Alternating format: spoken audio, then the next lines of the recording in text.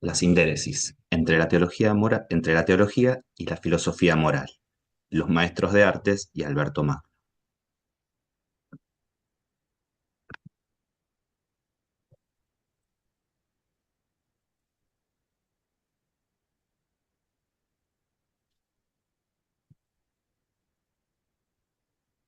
Siguen viendo la presentación, ¿verdad?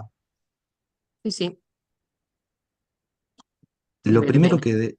que debemos señalar es que los maestros de artes de la primera mitad del siglo XIII no hablan explícitamente sobre la sindéresis, sino que tocan el tema cautelosamente. En general, el tratamiento de la sindéresis aparece dentro del problema más general de la estructura y las potencias del alma. Esto se debía probablemente a que la sindéresis no es un concepto utilizado por Aristóteles ni tampoco por los filósofos, Avicena o Averroes, sino que más bien se trata de una noción relacionada con el trabajo del teólogo. Alberto Magno, un teólogo, de hecho, se pregunta en el De Homine por qué ciertos problemas, tales como el libre albedrío, la sindéresis, etc., son tratados por los santos, pero nunca o casi nunca por los filósofos. Si efectivamente la sindéresis es un problema de teología, los maestros de artes tienen prohibido disputar sobre ella, lo cual explica la cautela que señalamos anteriormente. La primera aparición de nuestro problema lo vamos a ver en el pequeño tratado De Anima et de Potencis Eius, escrito aproximadamente para el año 1225, según René Gautier. Este pequeño tratado sobre el alma nos brinda una aparición directa de nuestro problema. Hacia el final del tratado, nuestro, nuestro maestro toca el tema, está explicando la parte racional del alma y dice que en la parte racional tenemos una parte cognitiva que tiene por objeto la verdad y que en cuanto conoce y juzga el bien, es afectada por ese bien, lo toma como objeto y se vuelve afectiva. Así, el maestro llama a la primera parte, parte especulativa, y a la otra práctica. Nuestro maestro de artes divide a su vez a la parte especulativa entre el intelecto agente que abstrae los inteligibles y los ordena en el intelecto posible, y el intelecto posible que no es nada antes de entender. Es destacable que considera el intelecto agente como una potencia del alma y no una sustancia separada, y atribuye ese error a Avicena. Luego desarrolla el intelecto práctico, la división de la parte práctica. Nuestro maestro va a dividir el intelecto práctico también en dos partes. Una que está fija en las cosas superiores, que naturalmente mueve hacia el bien y aborrece el mal, y que nunca se equivoca, y la llama sindéresis. Es llamativo que dice sive ipsa sit potentia sive habitus naturalis, ya sea una potencia o un hábito natural. Identificar qué tipo de cosa es la sindéresis es una problemática común y se suele debatir entre esas dos opciones, o es un hábito o una potencia. Y también la elegante solución de Felipe el canciller, que va a decir que es una potentia cum hábito.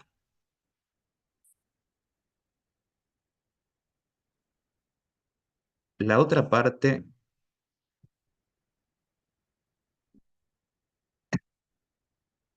La otra parte del intelecto práctico es la razón, que es dividida de acuerdo a la distinción inspirada en una división que hace Agustín de Hipona en su tratado sobre la Trinidad.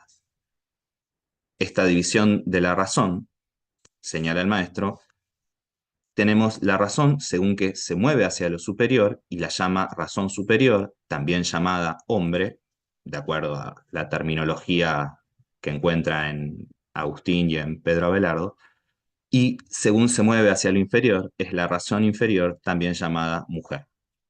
Esta última peca en cuanto obedece a la sensualidad, también llamada serpiente, es decir, a la parte desiderativa y sensible del ser humano, y la razón superior peca cuando obedece a la parte inferior. Pero, señala el maestro, la sindéresis siempre rechaza el error y por eso es diferenciada de la razón superior, lo cual es un tema de debate en el siglo XIII. Podríamos esquematizar el planteo del maestro en el siguiente cuadro, donde vemos las diferentes divisiones. Importante para resaltar de este maestro. Primero, plantea a la sindéresis dentro de un esquema general de la estructura del alma, dividida entre una parte especulativa y otra parte que a su vez están divididas en dos y de manera paralela. En la especulativa tenemos el intelecto agente y el intelecto posible, en la práctica tenemos la sindéresis y la razón. Lo segundo a destacar es que no se decide si catalogar a la sindéresis como una potencia o como un hábito. Y tercero, que diferencia a la sindéresis de la razón superior, lo cual es otro tema de debate. Muchos contemporáneos ponen a la sindéresis como parte de la razón superior. Nuestro maestro no lo hace de la misma manera que lo Alberto.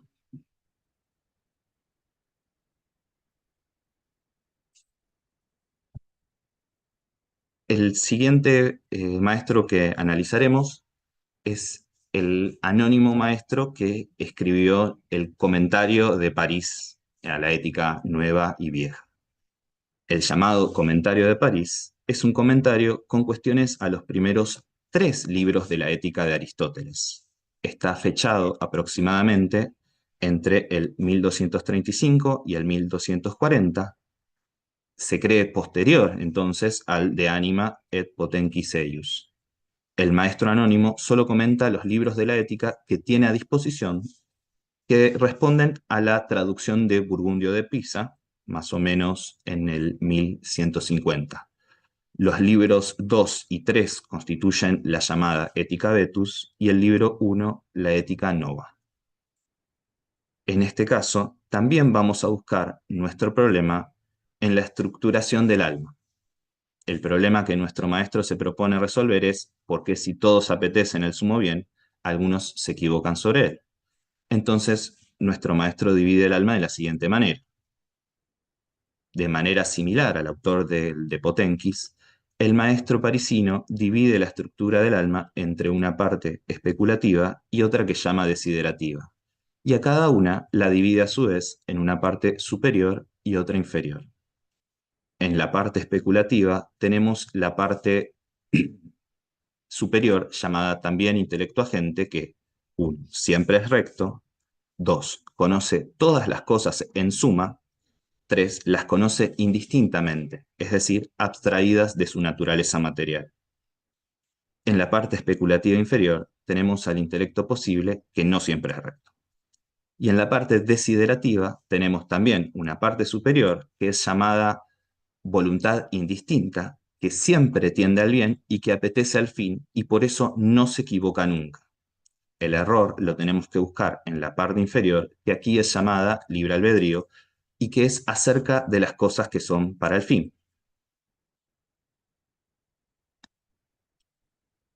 Podemos identificar la voluntad indistinta de este pasaje con la sindéresis, en cuanto podemos pensar que comparte las características de tender siempre al bien y de no errar nunca.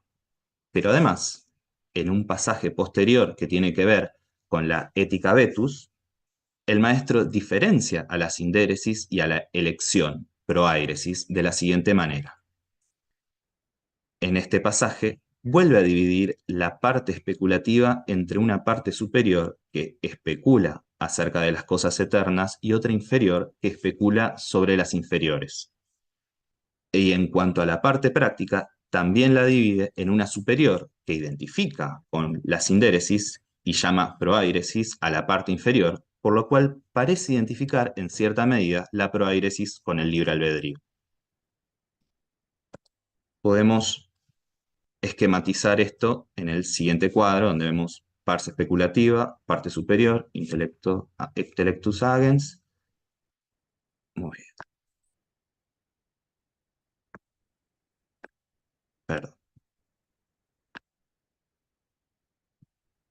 Resaltamos entonces que vemos la sindéresis nuevamente en la estructura general de la parte racional del alma, pero ahora se puede apreciar mejor cómo funciona en espejo la parte especulativa y la parte práctica, y la sindéresis ocupa en la parte práctica el lugar que el intelecto agente tiene en la parte especulativa.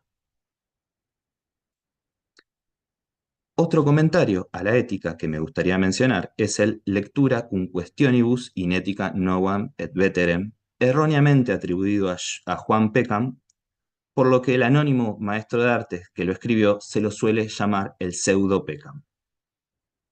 Parece haber sido contemporáneo al comentario de París, ya que también parece remitirse a las traducciones de Burgundio de Pisa, que conformaban la ética Nova y la ética Vetus, e ignorar la traducción completa de la ética realizada por Grosseteste, disponible ya en 1246-1247.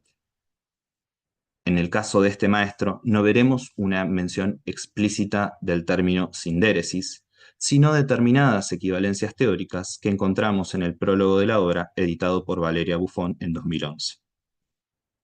Allí se dice: Tuplex autem es potentia anime, scilicet speculativa vel cognoscitiva, quir perverum et motiva qui per se obiectum est bonum. Por lo cual tenemos un esquema que ya nos parece familiar: la división entre una parte del alma que es especulativa y que tiene por objeto la verdad, y otra parte del alma que es motriz y tiene por objeto el bien. A esto, enfrentado al mismo problema que vimos en el comentario de París, es decir, si todos quieren el bien, ¿por qué a veces hacen el mal?, nuestro maestro va a sumar una distinción muy interesante. Ya unas líneas antes, de las que estoy presentando en pantalla, había distinguido entre un apetito natural, que es el apetito del bien y para el bien, y otro apetito que es deliberativo y que es para el bien, pero que sin embargo es indiferente al bien y al mal en cuanto puede elegir cualquiera de ellos. Pero acá hace una precisión más y en vez de apetito habla de voluntad en cuanto virtud o potencia intelectiva que, considerada como una cierta naturaleza, siempre es recta, y que, considerada en cuanto es deliberativa, puede errar. Nuestro maestro comparte esta distinción, ut voluntas, ut natura, con la literatura franciscana de la época. Aunque la sindéresis propiamente no es nombrada, creo que se puede establecer una equivalencia teórica entre esta voluntas ut natura, que siempre es recta, y la sindéresis, que tradicionalmente también es considerada una parte del alma que siempre quiere el bien y rechaza el mal.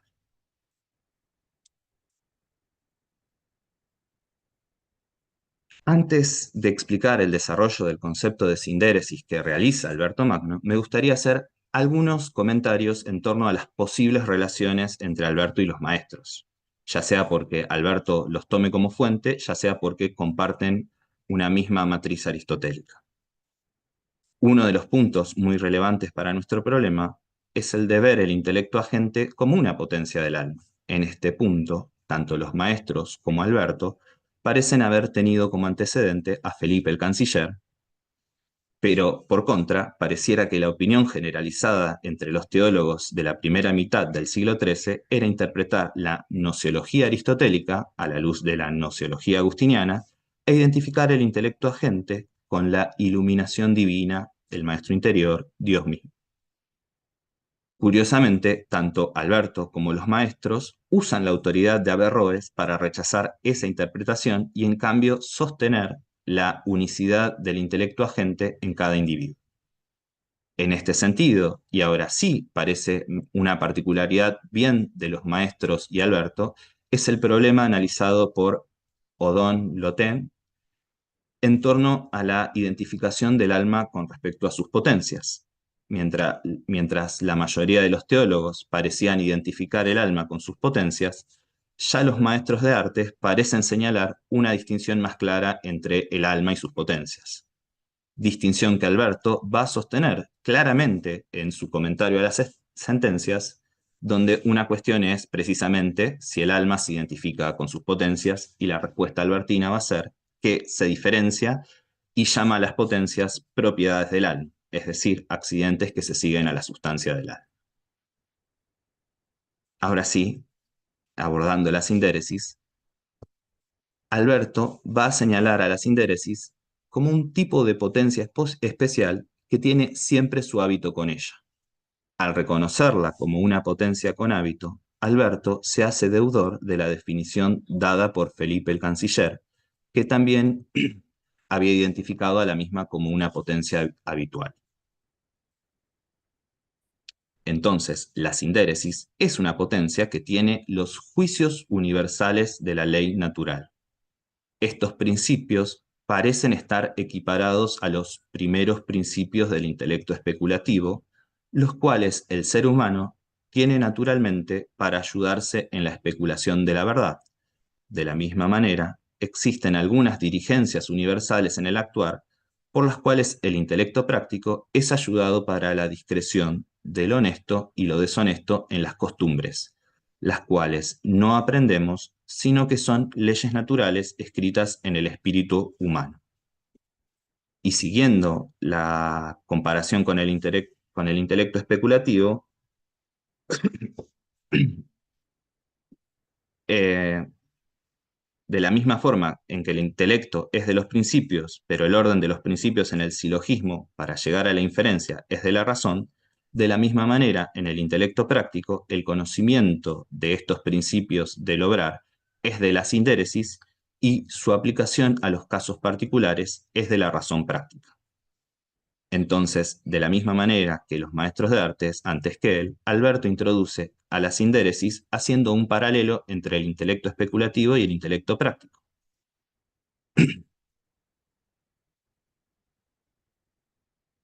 El carácter eminentemente intelectual de la sindéresis es importante en el análisis albertino.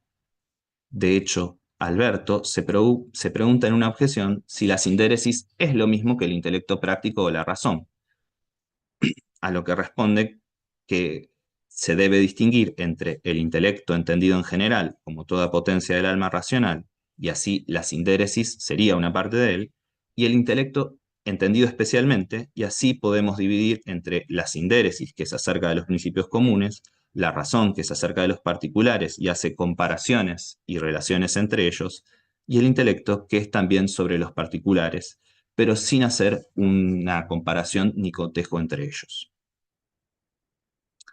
Ahora bien, Alberto ha hablado de la sindéresis como una potencia a la que siempre acompaña su hábito, pues la sindéresis se identifica con el intelecto en cuanto a la intelección de los principios de las acciones posibles sobre las cuales no hay error. Es decir, la sindéresis es la potencia adjudicativa por la que tenemos los juicios universales del obrar, y estos últimos son el hábito que siempre acompaña, que siempre tiene. ¿Cuál es ese hábito? La respuesta es que se trata del ius naturalis, de la ley natural, de acuerdo a lo que Alberto expone en el Tratado de Bonn, que trata sobre la justicia. En la primera cuestión se propone determinar qué es la ley natural y para esto comienza introduciendo una cita de Cicerón.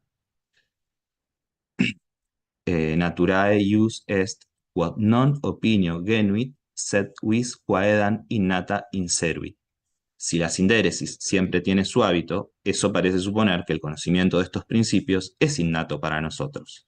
Pero según Alberto, los filósofos dicen que el alma es una tabula rasa, pura potencia de conocer, y nada en acto antes de conocer.